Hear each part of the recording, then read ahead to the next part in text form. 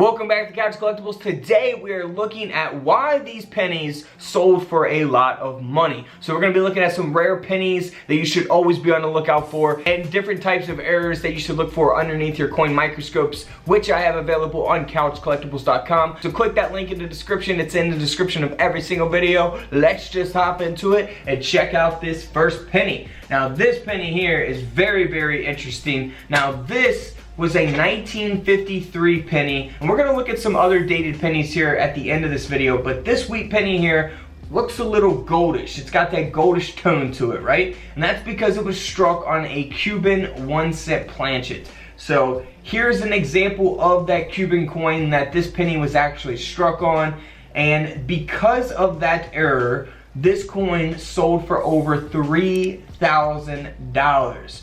$3,000 for that penny. Now something that you can always look for on just about any type of penny really is the buy penny. Now you can see here there's something in between the B and the E of Liberty, and that is a cud taking place there, but it looks like it's an I, you know, so B-I-E, so they call it the buy variety, the buy penny. Here's an example of that. You can see that it says B-I-E variety here on the coin slab, and this coin is graded at a Mint State 63 red, and this penny sold for around $15, so definitely not worth having graded in my opinion, but I always hang on to these when I do find them. You know, they're pretty common to find, so always be on the lookout for the buy penny, because those are always cool and fun to find. So also what you want to look for on your 1953 wheat pennies is a repunched mint mark. So here's a couple examples of that D mint mark being repunched. Always be on the lookout for that. Again, you can use your USB coin microscopes to look for these different types of errors so you can see your coins up close.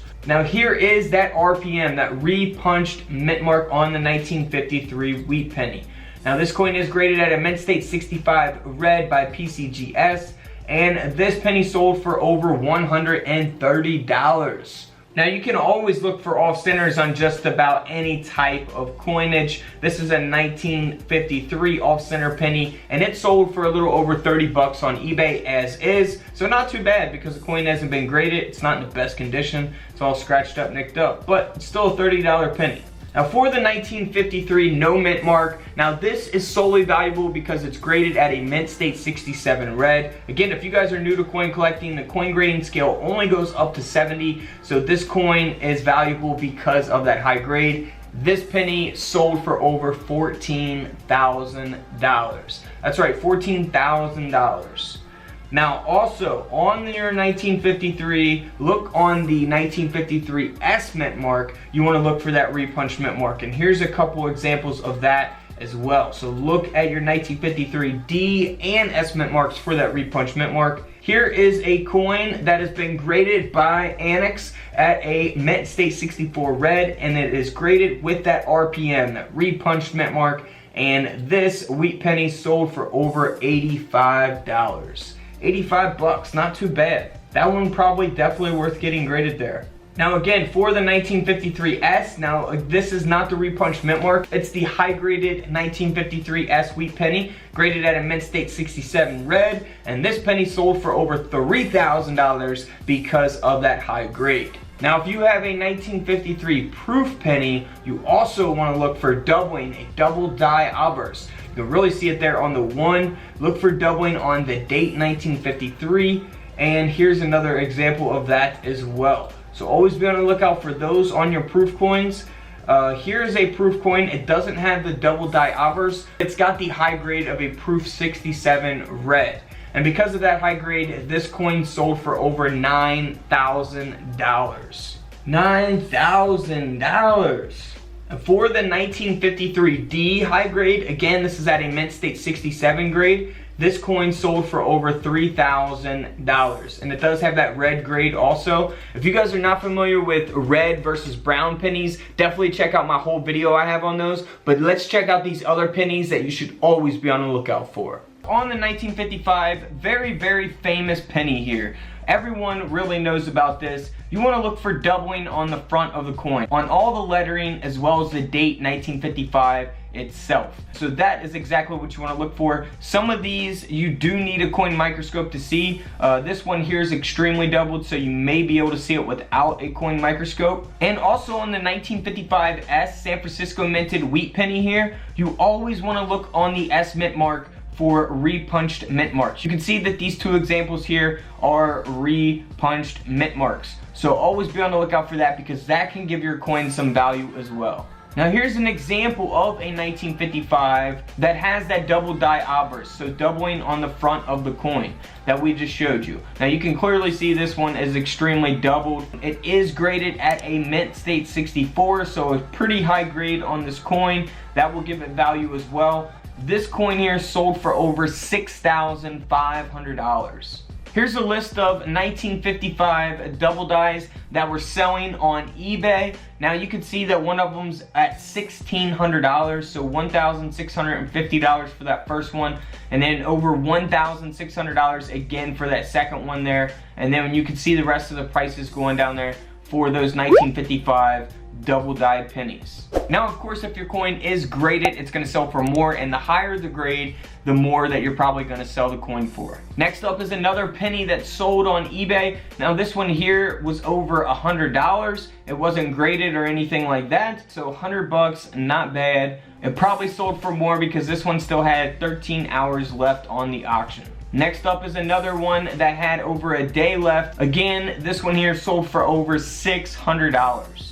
Alright, so let's put these pennies underneath the microscope and see if we can find a 1955 double die penny. Alright, here we go, guys. Here we go.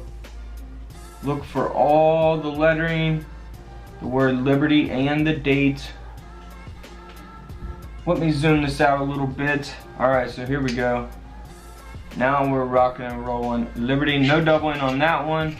If you guys want to see your coins up close like this, I do have coin microscopes available right now on couchcollectibles.com. Link is in the comments below. So if you guys want to get you a coin microscope and look at coins like this and search for errors that could be valuable, feel free to do that. This microscope has been an absolute lifesaver for me. Absolutely love it. And I've found plenty of and I have a 1995 double die penny that I showed you guys in one of my videos, 1995 video, and I did not see any doubling on the coin until I put it underneath the microscope. So this is a very, very valuable tool. You don't have to use one of those coin loops. They're just really hard on the eye. This way you can just plug it into your computer and bam, set up your software. If you guys don't know how to set up your USB coin microscope, I do have a whole video of that on my channel, but if you go to couchcollectibles.com and click on the USB coin microscope, I actually have that video right there on the product page. That way you guys can see it on video. Alright, so here we go. This one is extremely dirty. 1955D. Alright, not seeing anything on this one. And if you guys want to search pennies, all you guys got to do is go to the bank, ask for a box of pennies. They come in boxes of $25. And you guys can get you some pennies, get you a microscope, and bam, you are off for the races. You guys can search for these coins as well, just like I am. Alright, not seeing any doubling. Man, it would be seriously amazing to find a 1955 double die. That would be incredible. Again, these are pretty rare coins, the 1955 double die. So finding one would be amazing. Alright, last one here. Not seeing anything on this one. And that looks like it's it. This is the mintage for the 1921S, so we can see that they produced a little over 15 million of those coins. And it says the value ranges anywhere from, like, you know, $1, $2 to $850. However, I'm gonna show you the difference in prices from a high grade and a low grade here. So this isn't the lowest grade here. This is about uncirculated 58. So pretty decent condition on this 1921S penny. However, it's not a mint stated graded coin or anything like that. But this coin here sold for over $250.